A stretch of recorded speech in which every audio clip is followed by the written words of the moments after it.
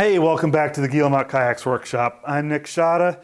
This is Bill, and we are working on the Petrel Play SG, a stitch and glue sea kayak kit that Chesapeake Light Craft provided me. This is my design, but they create the kits, and if you're interested in building one of these, you can get the kit from Chesapeake Light Craft, clcboats.com. Previously, we fiberglassed the inside of the deck here, and there's some bits and pieces that we did some fiberglassing on also. So today, I want to just trim the glass out of the deck. We'll put this aside and grab the hull that we glassed back in episode 3 or 4 or something like that, which was over a month ago now. I think, are like 5 or 6 days into the build process now. Yeah.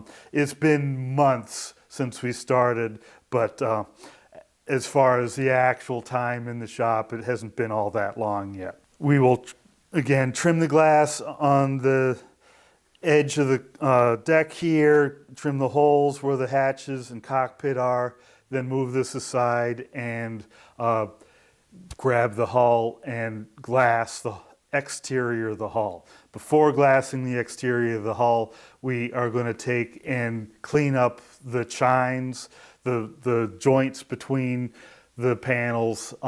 We want to round those over a little bit, and then we will fiberglass. So let's just get to it. So remember, we want to trim right up next to the wood. We don't want to have any loose stuff hanging over. There we go. Nicely.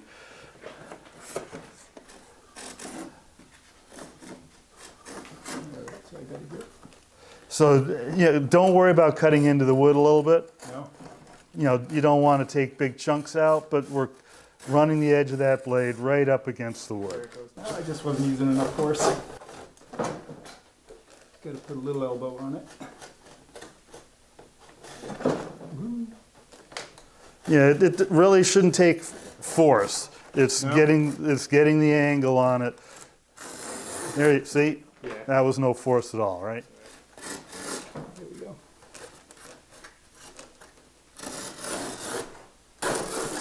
There it goes. Yeah, so it's finding that angle. Beyond the... Yeah, don't worry too much about. No. Just get where it's wet out, get it trimmed off, and watch your fingers that you don't end up cutting into your fingers. Cutting fingers is bad. Yeah. If it's easier, try going the other way. Okay.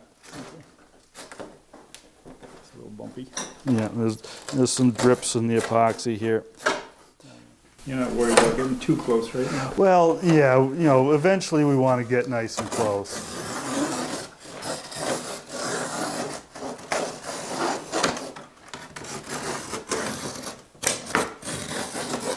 Now, before we cut out some of these non-wetted out spots, do we still want to do that? Yeah, so just shave those off close.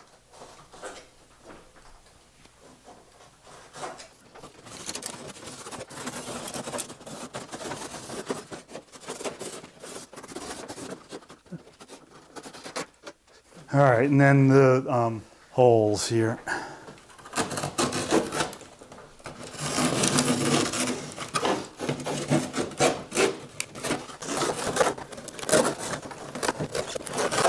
Okay, looks good. So now let's just take this whole thing and put it on the first table where the bits and pieces are. All right, and then let's just get this ugly old piece of cardboard out of the way. So, one note about this piece of cardboard. This isn't the best work surface. If you have something better, by all means use something better. Part of my goal in using this is to show that you didn't actually need fancy equipment and a fancy workbench to do this. We can do it on, you know, pretty minimal equipment. So don't think this is my recommended way of doing it. This is the way I recommend if you have nothing else.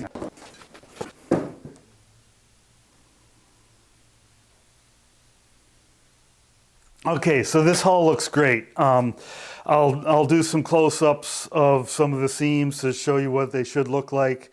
But a few things you might see going on. We've got some drips coming through the stitch holes. Sometimes it drips right through the seams. It looks like here we actually have one of the forms glued down a little bit, but everything looks really excellent.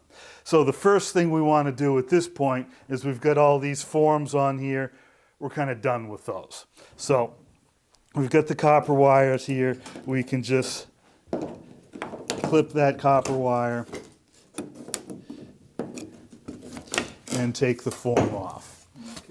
Okay. So right now we've got those wires hanging out. We're going to have to deal with that. Go ahead and clip all these wires. Get the forms off.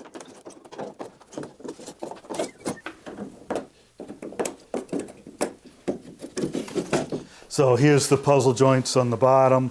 You get a little bit of glue weeping through those, but they look great. Here's what the edges look like when they're all lined up nicely. We have a little bit of a gap at the end of this steeler. It ends up with a little gap, as you can imagine, right there, but beyond that, the seams are lined up and they're smooth across there. Looks really good. Down here, we have what the puzzle joint looks on the outside. That looks great. Here we have a little bit of dripping through a stitch hole. We will have a system for dealing with that. And then down here, we have the wires. Right now, these copper wires are sticking out. They're very sharp. We'll probably poke ourselves and draw blood. Someone had commented on seeing light through the seam up here. This is at the stern. Just where these two panels came together, it was hard to get these wires tight enough to block all the light. Well, we've got a little bit of the fillet mix squeezed out through there.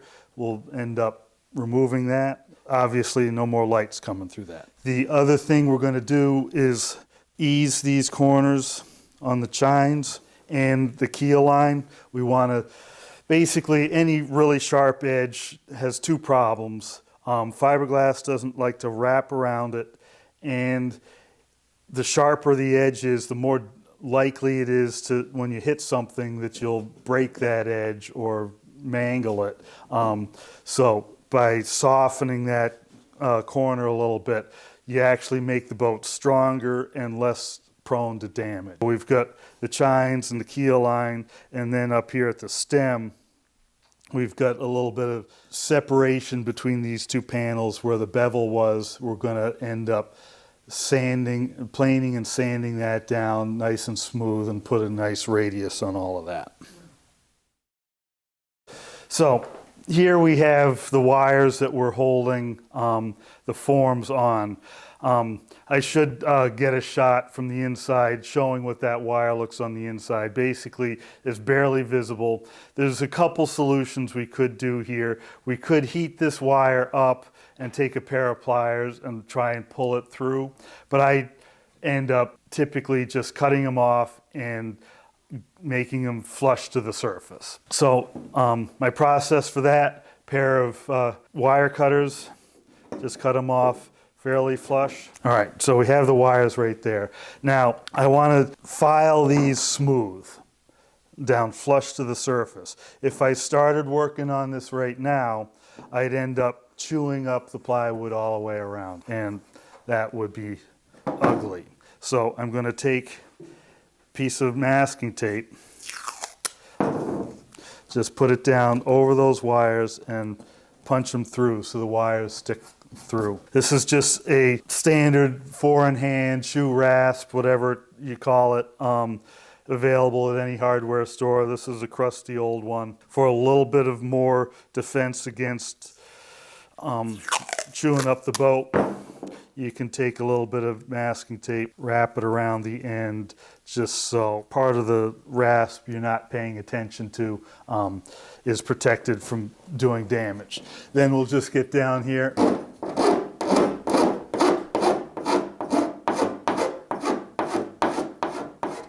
Or sand them down flush. and take the tape off. So they're sticking up ever so slightly now, basically the thickness of the tape. When we glass over that, they'll disappear. So, think you can do that? I think I can do that. Go for it. All right, here we go.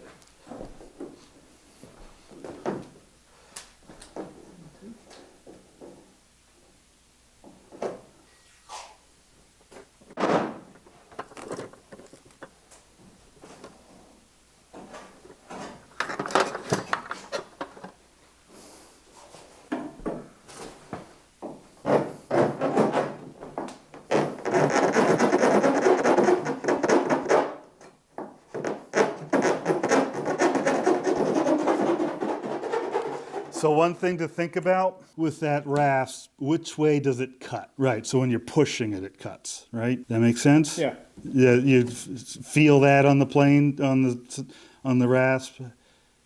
How it Yeah, I cut- guess so, yeah. Yeah, so it only cuts on the push on that. So really the only part that matters is the push. Okay. So you don't need to sort of scrub.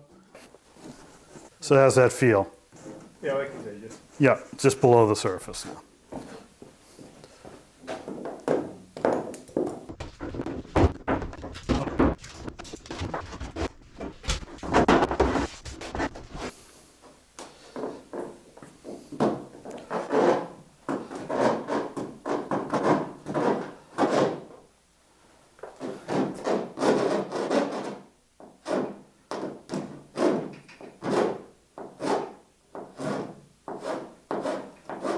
That's it.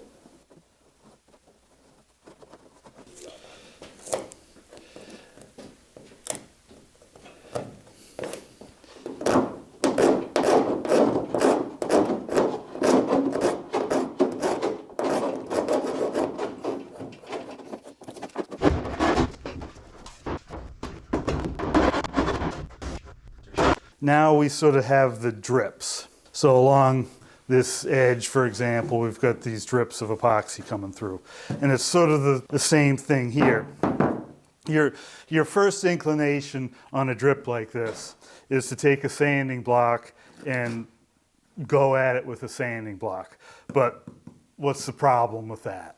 Well, when you tilt the block, you're gonna hit the. Yeah, and the sanding blocks tend to be a little bit soft, so it's going to bridge over the drip and sand all this area around it. So I tend to like to use something like a rasp where it's rigid, and that way I'm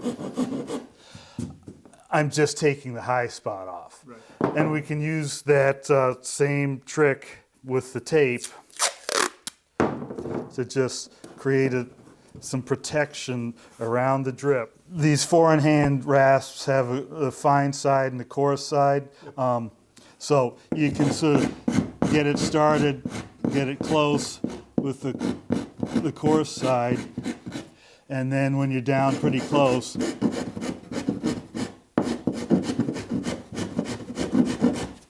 and we don't want to plane into the wood, we want to just get that drip until it feels pretty smooth. It doesn't need to be perfect. And again, if you want to do a little bit more, I would want to have something wrapped around the tip of this tool like you do on that one. That way, you know, you're going to be focusing on this spot right here, and the tool, you're going to be focusing on that spot with the tool and sort of ignoring what happens out at the tip here. So by having a little bit of protection out there, you can just knock that down nice and smooth. So it's going to be the same drill on all of these. And one thing to consider is you want the tool flat to the surface. Right. And so it's hard to do that when you're coming in on this side with the tail end of the tool down against that flat surface. You know, adjust your posture so you can comfortably do it. Oh yeah, this is much easier on this side. Yeah.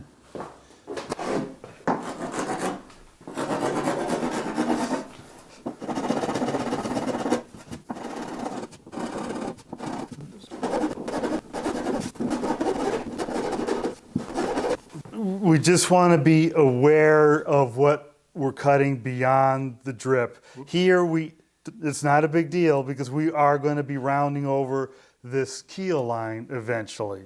But just, be aware and make sure you're not, if we started to dig holes out here, they'd never go away. There's not a way to make them go away. It's not that the boat's ruined, but cosmetically, can't make that go away. I think you could come down a little bit more. A little more. Yeah. Make it so basically it feels like there's just a piece of paper sticking up. Don't go too far without looking, just so if you start to scratch into something, you want to be aware of it. All right.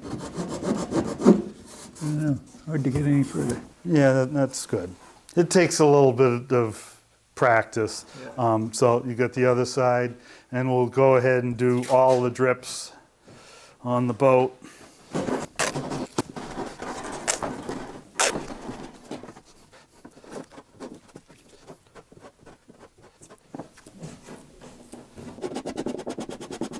Yeah, one reason I bring up the which direction it cuts discussion is because if you're going here and you're doing the scrubbing thing, it's easy, you start to just get into emotion. Right.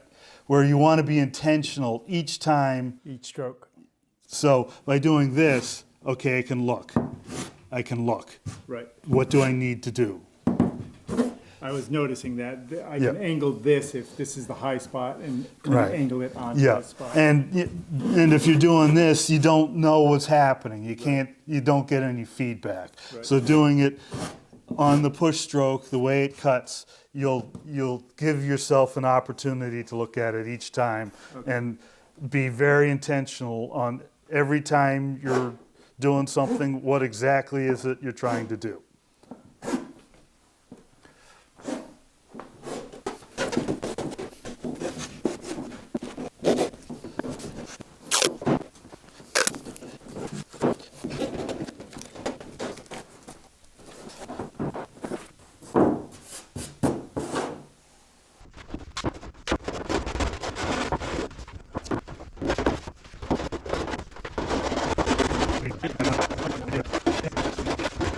So like this one here, it's hard to get at because there's a little bit of a lip right there. Yeah. So knock the lip down or just leave it alone? So there's a little bit of a ledge right here. We are going to end up, again, rounding this keel line over a little bit. So this area will be knocked back a little bit. So we'll have an opportunity to clean up any mess we have there. So I'd say, again, work carefully on that spot.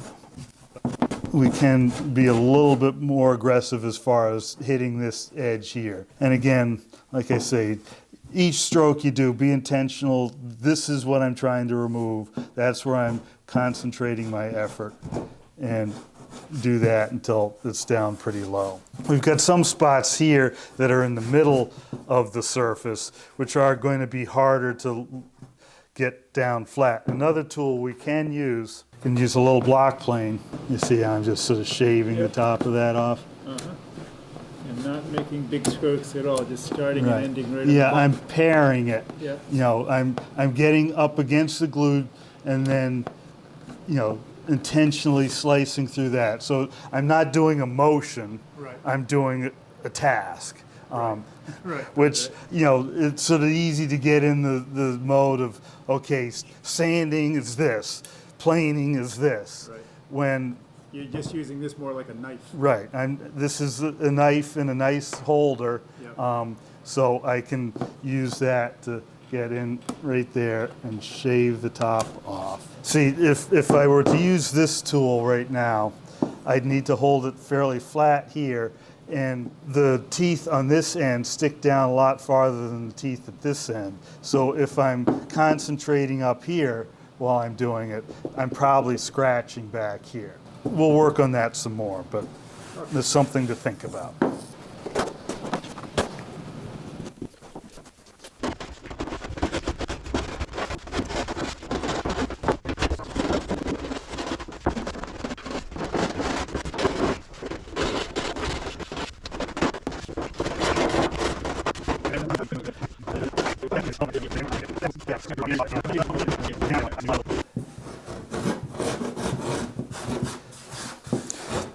Yeah, this is that thing where you're concentrating on this. And so part of that is, again, that, one stroke at a time. Yep. And I will tend to put my hand on the front end of the so rasp. where it is. Well, yeah, and so I'm thinking about getting the pressure onto the drip. Right. I'm actually holding it back with this other hand. Yep. So I'm pushing against that. And that way I can really concentrate on the drip itself. Right. And not have the tool run away from me if something catches. Right. So here we have a little bit of squeeze out. This is the filleting mix that we pressed on the inside here, and it came out through a gap here and just leaves a little bit of a shelf of gunk there. We basically just want to get rid of that. It's sticking out essentially just at that seam. So if we hold our rasp not flat to this surface, not flat to this surface, but halfway in between,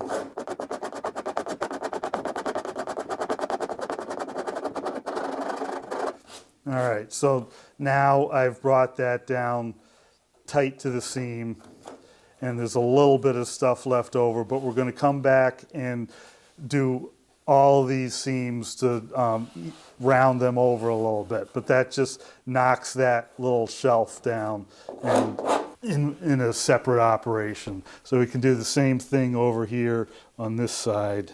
Just bring that down that little bit.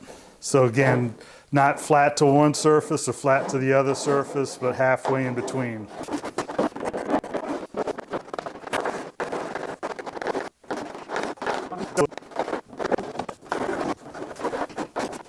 All right, we've got a couple places at the other end. So here's starting to flatten out a little bit, and we want to avoid cutting into the stain. Yeah. It's not the end of the world if we do, and I don't think we need to do much there, but just to, again, think about, since the rasp is really stiff, as long as you don't have it parallel to that surface, or this surface, there's no way the rasp is going to cut either of those surfaces as long as you're keeping that angle there.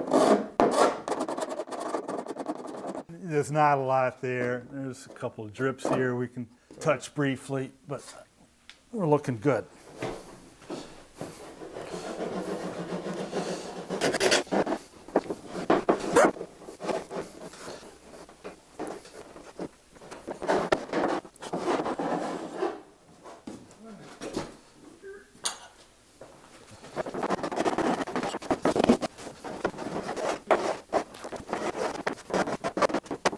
Far enough down, or you need to go more?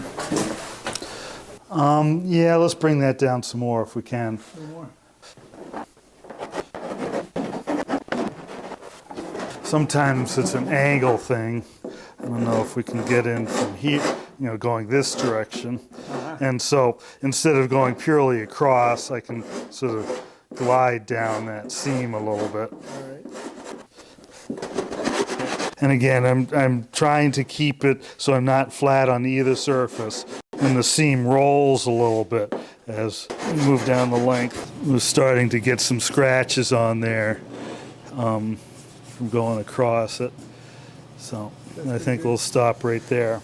So the next thing we want to do is start to round over the keel line. And like I said, it's actually kind of a durability thing. If you leave this edge really sharp, it takes the slightest hit to damage that edge. Where if you've got a bit of a radius, you won't have the concentrations of hits on that spot. The first thing we want to do is, again, holding this tool halfway between here and there. So on the case of the keel line, keep the bottom of the tool perfectly level and work down the seam to break that edge.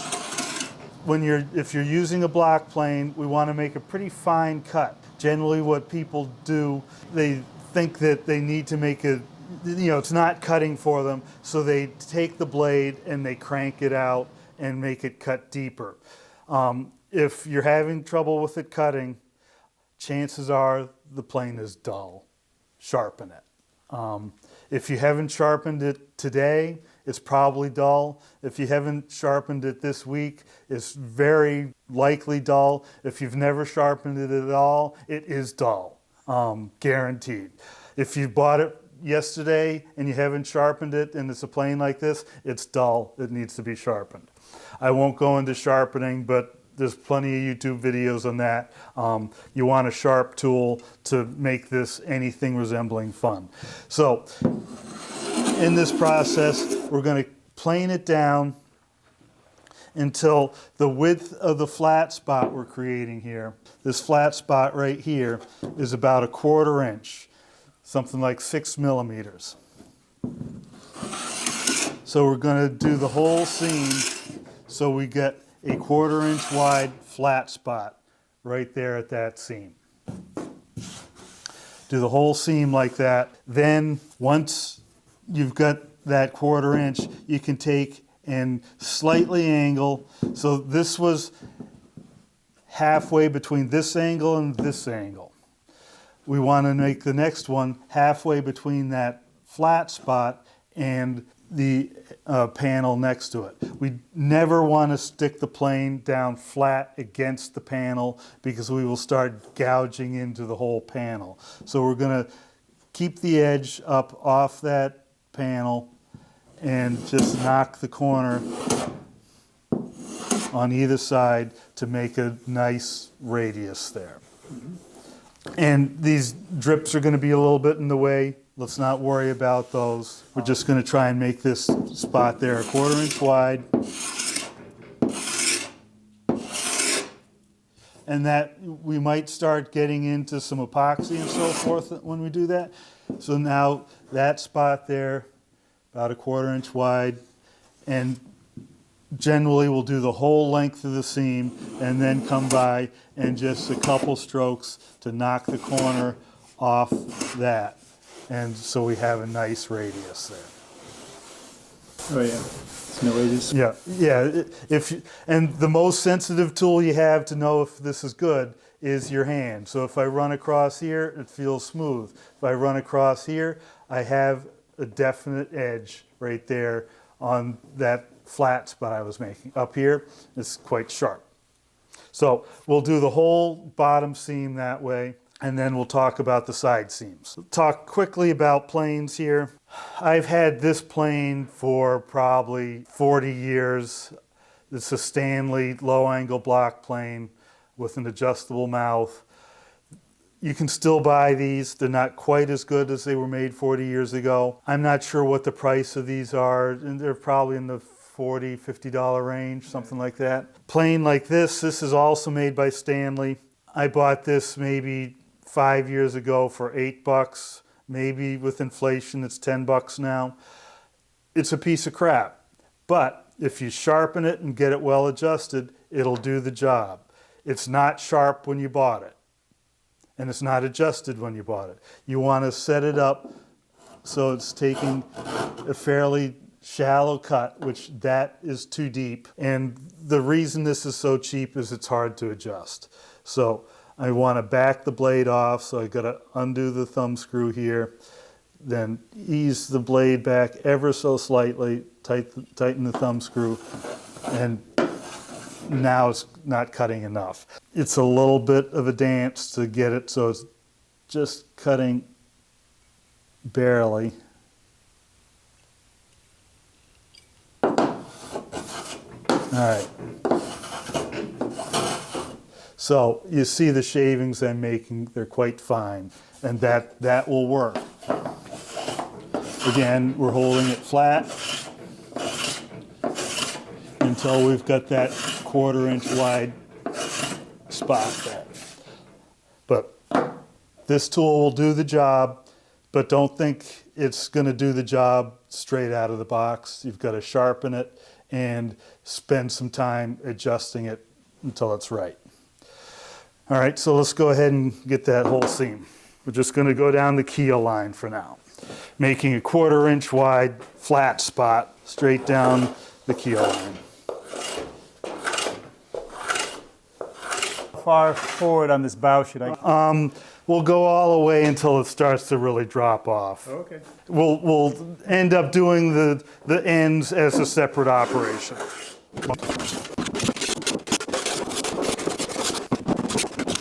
We want that same 1/4 inch all the way to the end? Yep, we're actually going to do it more than a 1/4 inch as we get closer to the end, but Okay. let's go for the full 1/4 inch for now. And one thing to keep in mind with the block plane, Yep. the feeling is we've got to keep it straight along. We can skew it off to the side, and as far as holding the angle, it's really hard to maintain that flat angle when it's straight. Yep. So if we skew it a little bit, it's easier to see that we're holding that angle. And then it makes a slicing cut, which a lot of block planes actually work better with that slicing cut.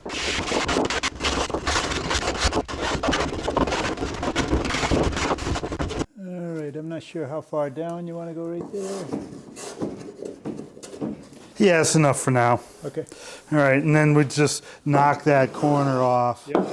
both sides, and get that rounded over.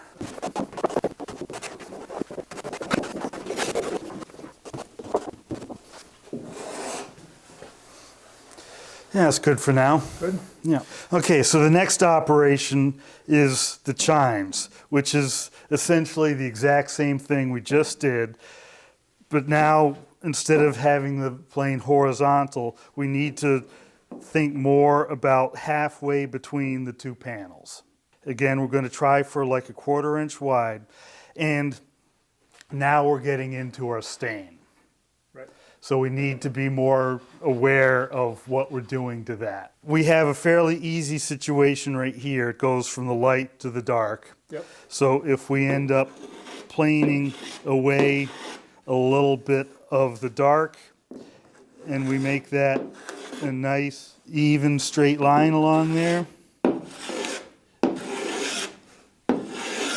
when we get to our 1/4 inch wide, which will be 1/8 of an inch into the color, we won't have to do anything to fix that because we made a nice straight line. Straight even line, yeah. So one thing to think about if you want to stain your boat is stuff like this. Up here at the bow of the boat, this is really flat. Right. So we can't make a 1/4 inch wide spot there because it's flat. There is a place right here where we have a little bit of an overhang. There's a little bit of an overhang here, but we're going to work on rounding this stem over, give it a really good radius. If you remember, we've got a fillet up in here. The fillet of thickened epoxy comes back to about, is about this deep in here. We'll talk more about this later, but there's a lot of room for planing this back. Okay. The fear, I know for a lot of people when they're planing these edges, the keel line and the chines, is they think they're going to go through the boat. Right. Well, again, if we keep it to the 1/4 inch wide along this seam, you're not going to get all the way through the boat with a 1/4 inch wide little flat spot. And, up at the end, on this keel line, you were worried about how much to do here. Mm-hmm. Probably worried about taking too much off. That fillet comes is almost this deep. Right. We can flip over the boat later and look and see how deep that fillet is, but we've got a lot of room to maneuver there. Okay. So on these seams, we're, again, just going to split the difference, and that squeeze out we had there, we're starting to hit that again. So we're just going to split the difference. So I have my fingers hanging down on either side of my plane here to feel that it's not flat against that. So, gauge with your fingers. Yeah. I'm not scrubbing here. I'm just one cut at a time. What does it need?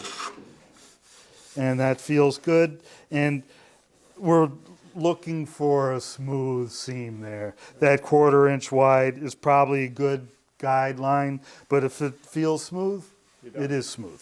Just go down the whole thing, again, looking for that 1/4 inch wide spot. And the angle rolls as we go along. So again, if I have my fingers hanging over the edge there, I can gauge that it's equal on both sides. So we'll do the whole 1/4 inch. So these two seams, by the time they get back here, they become one seam. And so we'll continue with that nice 1/4 inch wide spot there, and then do that, knock the corners off and make a nice rounded surface. Okay.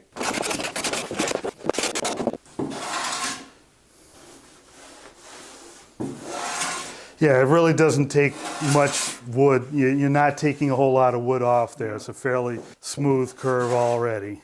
Oops. Plane down a little at the wrong angle. Yeah.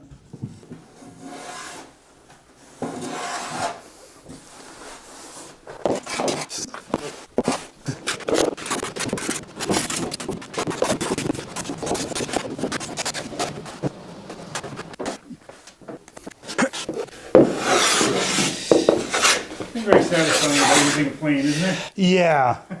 You know, one of the downsides of it is it's so satisfying. People don't want to stop sometimes, Yeah. and that can cause problems. They just enjoying themselves so much that they can start eating deeper in. So again, the idea of being intentional each time you touch the plane to the boat. So what am I doing when I make this cut, and why am I doing it? And then see if you did it. And if you did it, you've got to stop. Leave it alone.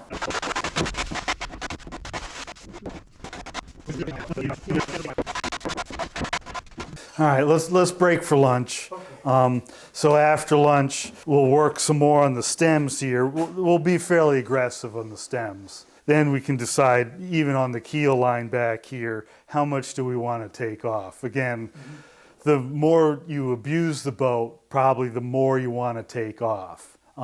Just a nice rounded surface there will be stronger and more durable. Right. And also, you have a little bit of chance to adjust your performance. Basically, this is acting as some skeg back here. Okay. Same at the front. If you want more maneuverable, take more off. And just a change of a 1/4 inch back here, all the way, you know, you're 14-foot boat, you're 7 feet from the paddler back here. Mm-hmm. That makes a huge difference. Yeah. Just a small change back here will make a huge difference in the performance. Right. It's not going to, you know, completely change the boat, but if you want more maneuverable, take more off. If you want straighter tracking, take less off. Yep. So depending on what you're going to, your intended use of the boat, yep, you may want to take more or less. Yep. Yeah. So, you know, playing in rock gardens, having it rounded over just for hitting stuff is better. Taking more off is better because it's more maneuverable. Sure. All right, we took a break for lunch. At this point, the keel line and the chines are rounded over. What we want to do is work on the stems here. We want to put a nice radius on there. And if we look inside here, the fillet here, you see, comes back to here. If you look at the stitch holes here, here's the stitch holes. They're about a 1/2 inch in from the edge. The fillet more than covers those stitch holes. They're well past the stitch holes. So that's a way of saying we could plane this face down here as far as the stitch holes and not come anywhere near cutting all the way through the boat. So we want to start working this face down, and that 1/4 inch we talked about before was probably the minimum. We want to get down until we see the epoxy between these two panels of wood. And we want to make that a nice straight line so the plane here makes that nice and straight. And then up here, we've already sort of planed this area. We need to make this transition around the knuckle.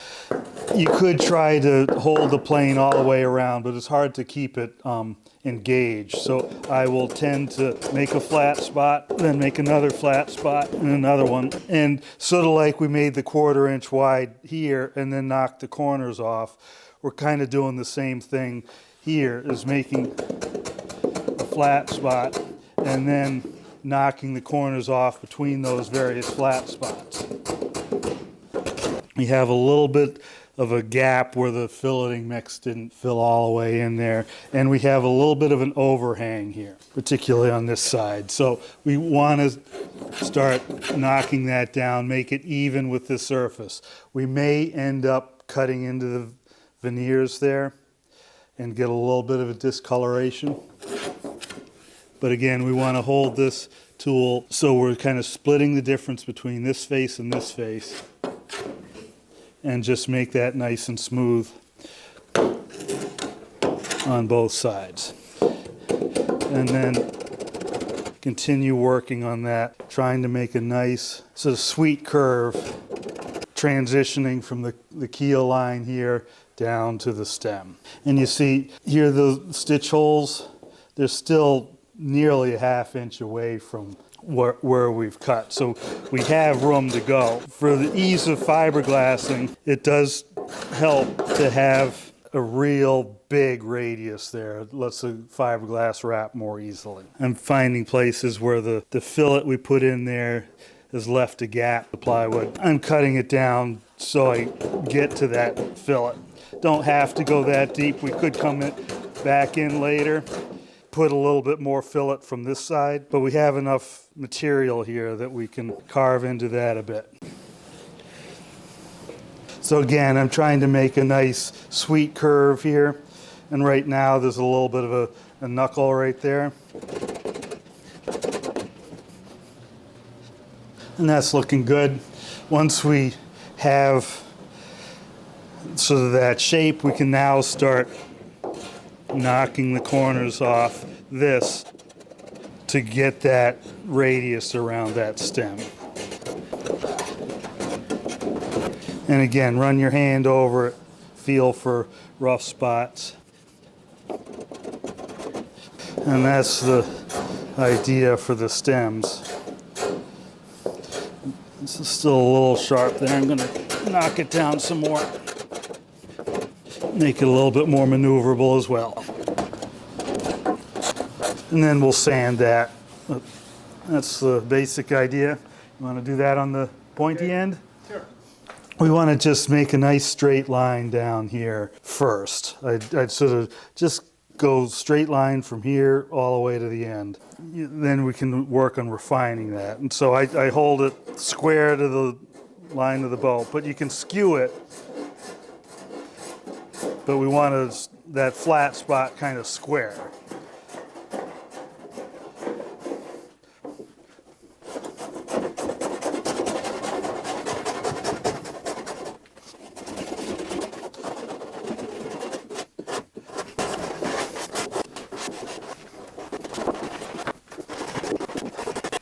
And now we're getting down to where the fillet is. Yeah, we've got room to go.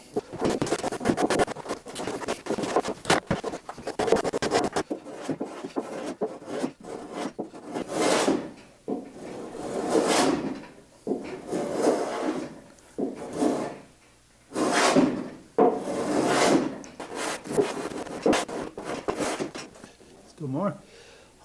That's looking pretty good. We've got a bit of a gap in the fillet back up in here, which we could fill later.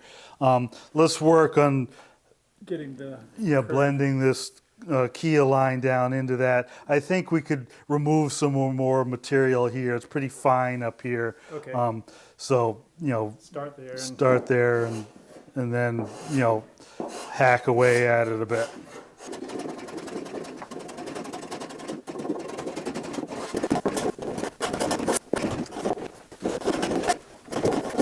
Is that wide enough there?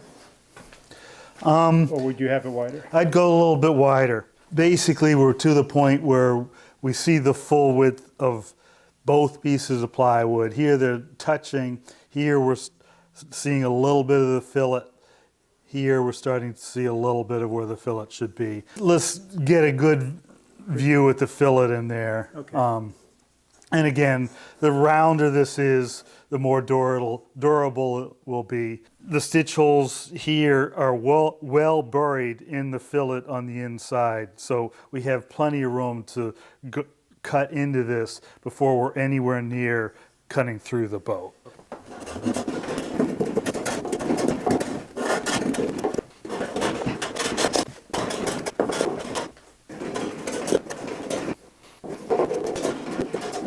Yeah, that's looking good. Yeah. Yeah. Yeah, there's a bit of an open spot here and here. Yep. Where the fillet didn't get all the way down in there. We might want to squeeze some stuff in there. Just to make it solid. Yeah. You know, the epoxy will run in there a bit, but we don't want sort of a hollow spot in there that'll hold water or anything like that. Right, right. Let's start to round that over. We have a little bit of an overhang over here. Just this panel is overhanging this panel a little bit so that it's not perfectly smooth. By the time we reach here, they are. It's just a little bit of an overhang right there. So we might want to, which this is cutting into that color, Yep. but we can't really leave this overhang. The glass is not going to conform to that. So we want to, you know, cut off as little as we possibly can. You see the color comes off immediately. Yep. You think stain soaks deep into the wood. It's really very much on the surface.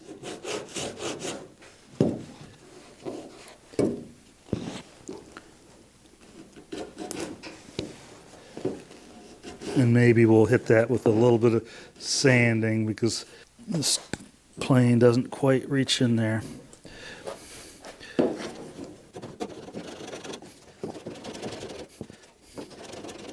All right, so that's pretty close. And you see, I started to mar up the color up here a little bit, so I want to stop. Now we can work on rounding this whole thing over, which is knocking the corners off on both sides all the way around and get a nice radius onto that. All right, all the way back here. Yep.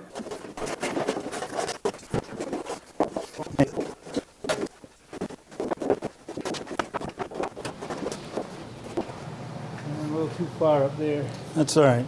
Yeah. Yeah. Is that round enough? Run your hand over it. Yeah, it's kind of not so great.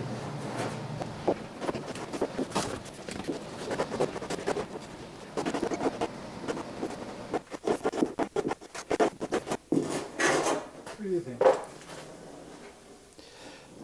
We got a bit of an edge here. I would say you're taking more off the sides than you are off the ends. So you're kind of making it a point as opposed to a radius. Okay. That makes sense? Uh-huh. Can you sort of see that? Yeah, yeah, I see what you're saying. So you've taken more than enough off the sides. Yep. It's getting it, so it's a nice continuous curve, Right. not A knife edge. Yeah, yeah, we don't want the knife edge. That's what we're trying to avoid. I just want to make sure I've got the same stain color here as we used before. I don't remember what we used.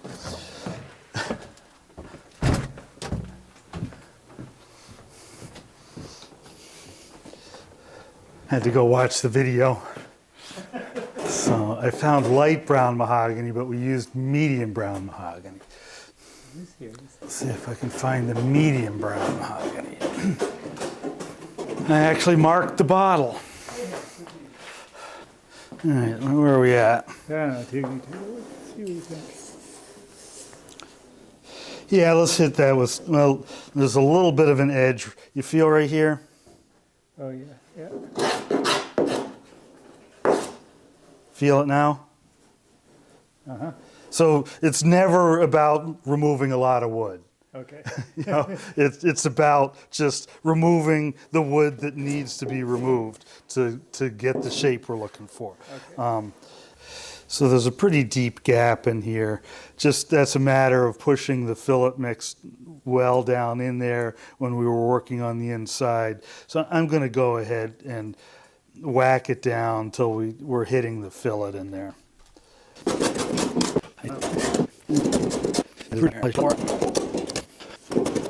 All right. Again, you know, there is a fillet up in here. It's a little bit, I've gone past the stitch marks there, and that's about as far as I want to go. So now I'm just gonna round that over a bit. And we'll mix up a little bit of material and smear it in there. Just want to make that blend in. So I went way too far on here. The key to it is feeling for an edge there, and then trying to run the plane down that edge that you feel. Knock it off, yeah. And it's not about tapering in the side so much as Yeah, I got carried away there. it's okay. There's plenty of meat there. I think that's in good shape there. We will end up injecting a little bit of thickened epoxy up in there. Okay, so we want to sand this whole thing. And again, we want to be extremely careful on the colored section. Basically, this is 120 grit sandpaper I have on here. If I go over this once, it's probably okay. Twice, I will start to remove color. We want to think about what direction we're sanding. Since it's a fairly coarse sandpaper, we're not trying to make this a fine finish, but we don't want to make scratches across the grain. So we want to run with the grain and sweeten up these places that we planed. If you look at them now, they're a little bit shiny because the plane cut it really fine. So we want to take and clean those areas up, go over the whole flat surface, get rid of some of the remaining nubs, some of the remaining drips. But we sort of just once over on everything. We're not trying to make this a piano. And then at the ends, we'll sweeten up that shape a little bit. And for now, with these, let's not hit the color at all. Okay. And we'll come back and address the color separately. But let's just go ahead and do the whole thing.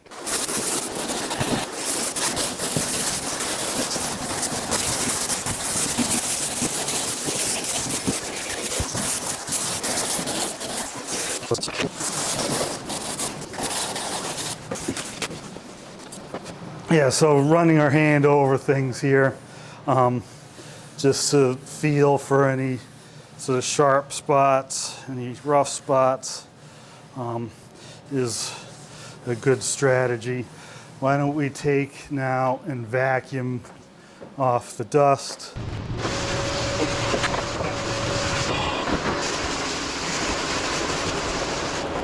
So we've got the bare wood all sanded. Now we would like to scuff up the surface of the epoxy covered and stained wood. Again, this is just to sort of degloss it and give the new epoxy, when we fiberglass it, some tooth to stick to. So I've got a Scotch Brite pad here. I'm just going to go over the whole thing, trying to take off some of that gloss.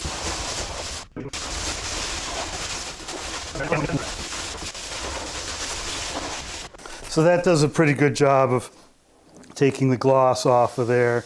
You can see there's still a little bit of gloss on the video, but it's got a bit of a dull sheen to it now. We've got a couple spots here that we want to do a little fine tuning on. We have this spot here where we had to plane that down in order to get it to blend in. And there's still a little bit of an overhang here. So I'm going to take and lightly sand away at that, try and get that to blend in a little bit more. I'm trying to be careful and not sand in to the stain below it. Having a good, stiff, firm face on your sanding block helps so it doesn't conform over the edge. And see, there's still a little bit of overhang there, but it's a lot better. And then we've got a drip right here, right on that flat surface. That's hard to address with the grasp here. You might be able to get some of that.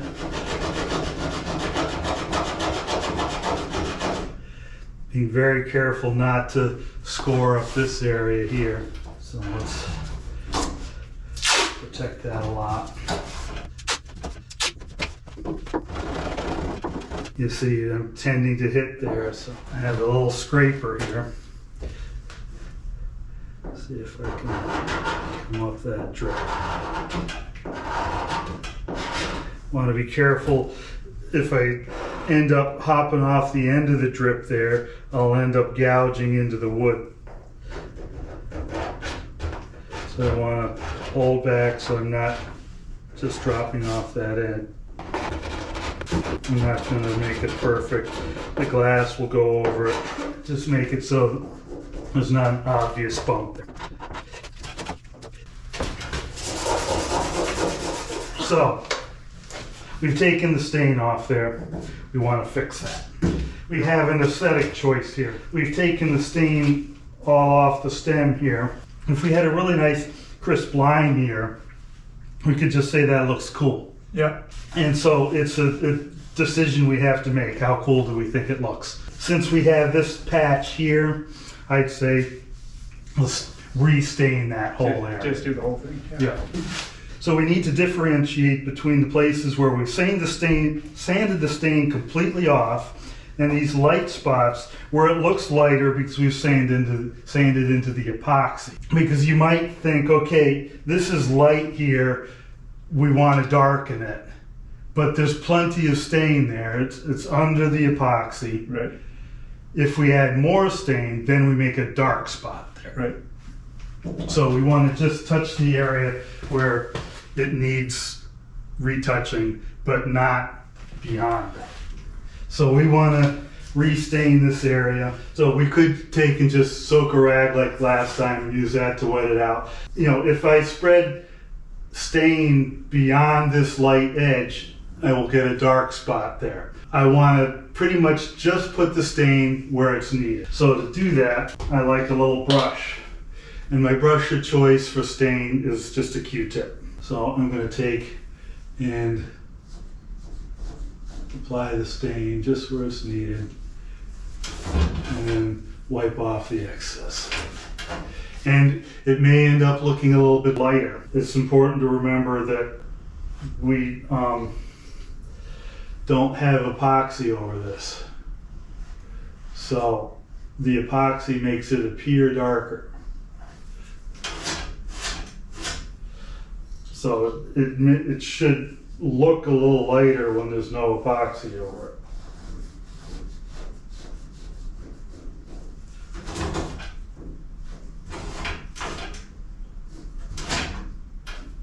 You know, a couple scratches right there. I might go with a little bit more there. If I had the place between two panels, a long strip where the color had been taken off, again, I'd use a Q-tip and run down that strip. And I'm going to use a little bit of denatured alcohol and just use that to even things out a little bit. So that takes care of those patches. And this does look lighter here. Let's just see what it looks like when it's wet. Yeah, it's still a little bit lighter when it's wet. Let's go with a little bit more stain there. Basically, the places where there's epoxy is what it looks like when it's wet.